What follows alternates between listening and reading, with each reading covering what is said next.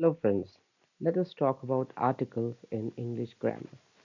As you all may be knowing that a, an, and the are called articles in English grammar.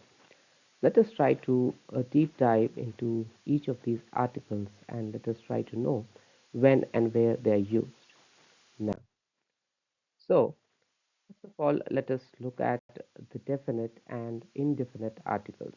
Okay, so the three articles are classified under the indefinite articles and the definite articles. So, a is called in indefinite article, an is called indefinite article, and the is called a definite article.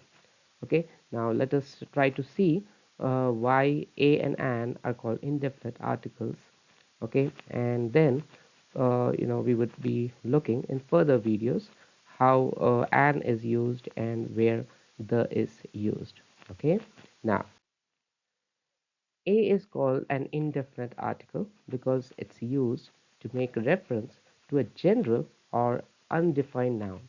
Okay, when the identity of the noun is unknown. Okay, and also we need to make a note of the fact that a is used with singular countable nouns. Now, singular countable nouns could mean like a pen, eggs. Okay, you can actually count these nouns. Okay, for rice or wheat, we can't count them. Okay,